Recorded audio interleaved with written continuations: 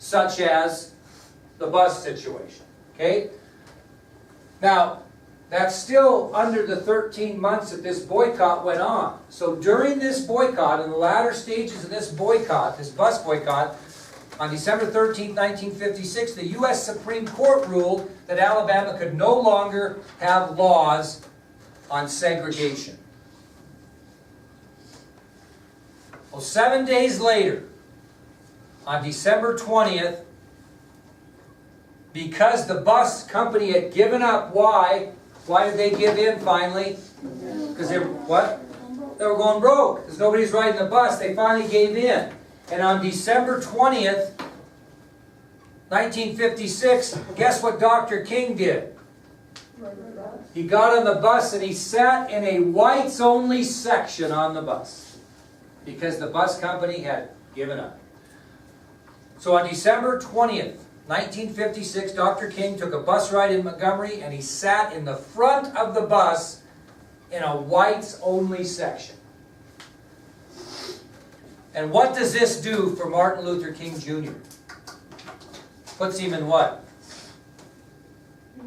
What? She puts him in the spotlight, national spotlight on the issue of civil rights.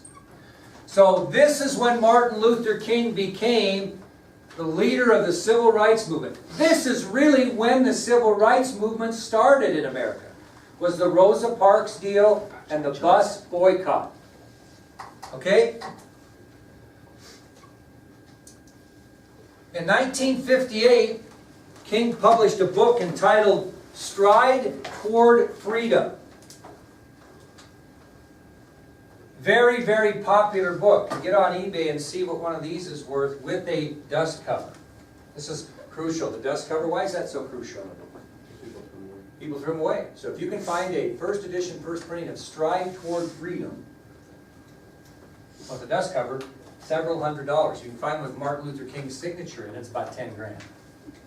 Anyway, he published this book entitled Stride Toward Freedom in 1958, which was a bestseller and made him a lot of publicity as well. He was at a book signing in September of 1958. Okay? He was in Harlem. That's in New York. It's a black ghetto in New York. And in September of 1958, he was there doing a book signing, which is not uncommon. Somebody writes a book. They show up at a book signing and they sign the books for people that purchase them. I wish I had some. Well, during this time he was signing this book, he was actually stabbed in the chest by a crazy woman. And ironically, she was black. So during a book signing in September of 1958 in Harlem, New York, Dr. King was stabbed in the chest by a deranged woman.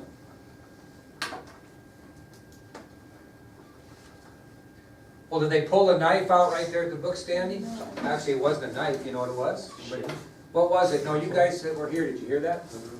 Letter opener. Thank you. It was a letter opener.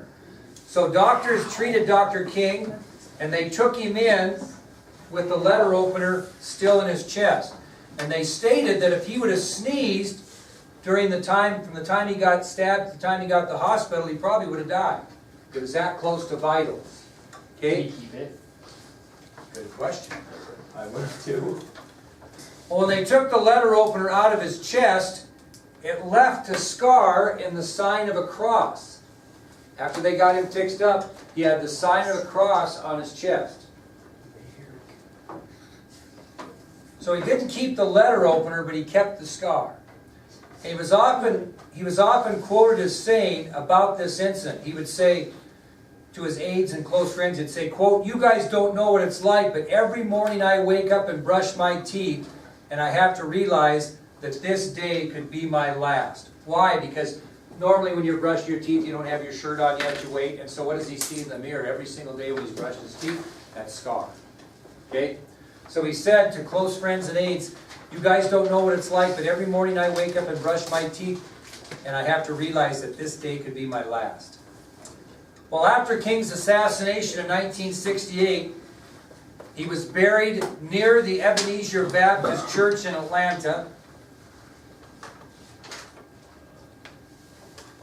And what words were carved on his tombstone?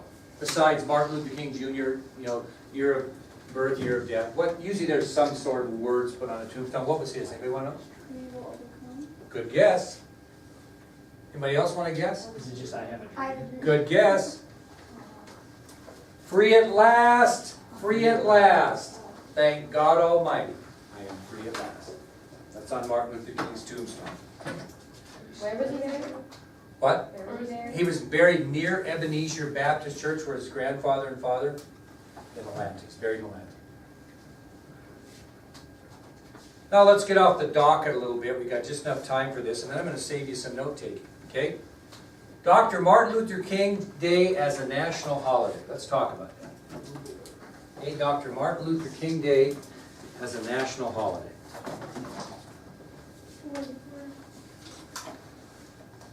Okay, when was he killed? Shortly after his assassination, at Mrs. King's urging, Congressman John Conyers of Michigan introduced a bill that would make King's birthday a national holiday. Okay?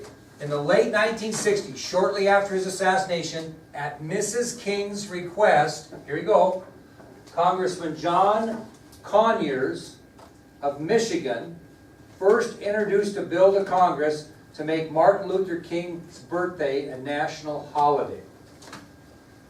In the late 1960s, at Mrs. King's urging, Congressman John Conyers of Michigan introduced a bill to Congress to make his birthday a national holiday. Discussions continued from then until 1980. Over 10 years, discussions continued on whether we should have a national holiday for Dr. Martin Luther King. So who got involved to raise awareness, to popularize the campaign to get a national holiday? Who helped Hurricane Carter get attention? Bob Dylan. Who helped Martin Luther King get attention? Stevie Wonder. Stevie Wonder. Musician Stevie Wonder. He wrote a single called Happy Birthday to popularize and get attention towards the movement of making King's birthday a national holiday. Okay, what normally happens if they can't get something done? People, if they want the council removed at Warland High School and the administration is not willing to do that, what do people do to try to get attention? They put up a petition.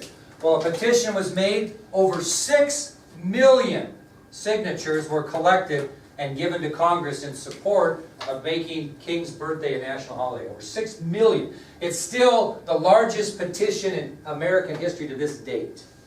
6 million signatures were collected and given to Congress.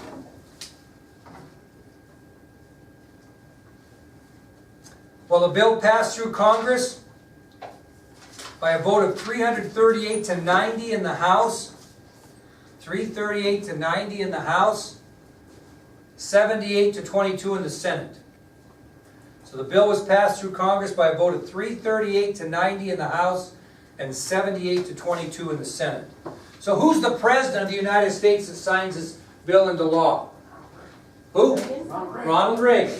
So it's President Ronald Reagan in November of 1983 that signed the bill that created a federal holiday to honor Dr. Martin Luther King Jr. Do they do it on his birthday?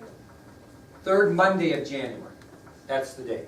It's not on his birthday because it's too difficult. So it's the third Monday each January. Now, they started this in '68. They began pushing for it in 1980. It happened in 1983. It was officially observed for the first time on January 20th of 1986. Telling you what? Took a while. Why? Because people were apprehensive. Now, did all 50 states recognize his birthday on January 20th, 1986? No. There were some holdouts. The two most notable holdouts were New Hampshire and Arizona. New Hampshire and Arizona. They were heavily criticized, but they were holding firm. What single event? The Super Bowl. Forced Arizona. The Super Bowl was to be hosted in Tempe. The players of the National Football League said they would boycott the Super Bowl there. What was that going to do? Cost the city how many millions of dollars? You know what kind of money you make on a Super Bowl? So guess what Arizona did? They swallowed their pride, and not long after the Super Bowl did both Arizona and New Hampshire give in. So it was finally observed for the first time in all 50 states on January 17th, 2000. January 17th, 2000. You know who the last state to recognize the day was as a paid holiday? No, good. South Carolina. South Carolina was the last state to recognize it as a paid holiday. What's that mean? South Carolina. Last state to recognize it as a paid holiday. So that tells you that some states recognized it prior to that, but what didn't they do? Pay their employees for the day off. Okay? Now, with that said, whatever happened to Coretta Scott King? She never remarried the rest of her life. She was she was in her 30s also. So she never remarried, Coretta Scott King. She continued her life, supported some of the causes that Martin Luther King Jr. supported, but never remarried. She died on January 30th, 2006, at the age of 78. She died on January 30th, 2006, at the age of 78. She actually died in Mexico. Why would that be? No? 2006? 2006. Like, why did she die? Or? Yeah, what do you think she died of? She died in Mexico. Water. What do people do sometimes if they have cancer? They go for holistic therapy, different types of therapy, and a lot of that's done south of the border. Okay? She died in January 30th, 2006 in Mexico at the age of 78. Okay? Now, I'm going to hand you something. I would really like you to read this. I'm going to save you some notes. We're going to find a search for the assassin begins. And we'll go over this tomorrow. This are the notes, and I'll just do them for you. On the flight to find out who shot and killed Martin Luther King Jr. So you read through these for tomorrow. That way I won't make you take notes on it. Put them in your notes. Hey, put them in your notes in order of your notes here, and we'll go over it tomorrow and save you some writing. How about that? I want you to kind of have an idea about this tomorrow when we're in class. Mr. Durr? Ma'am? We need another one. One more? Okay. Search for an assassin begins. Obviously the terms that are underlined and bolded are IDs on your sheet. And we'll talk about this tomorrow. Okay?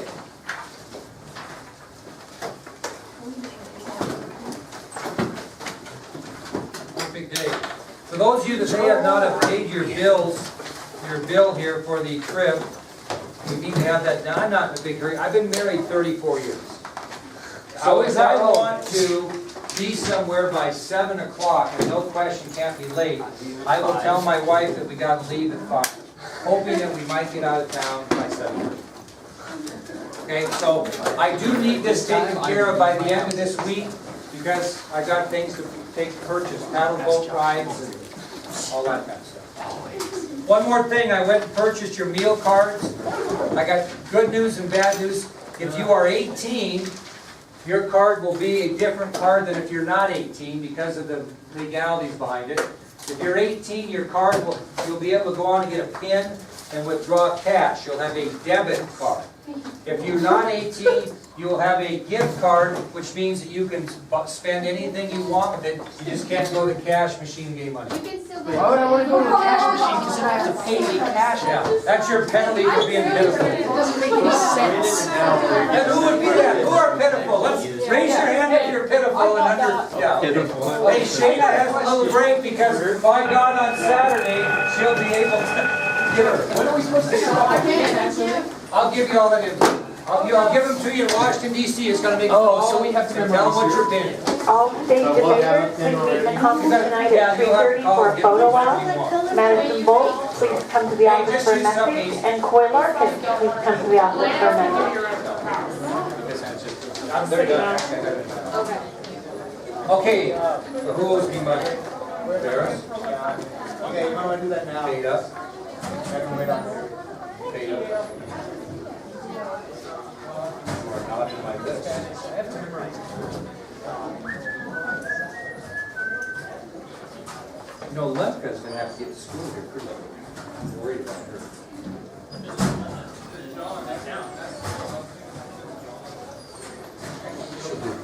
When she comes to like second, actually.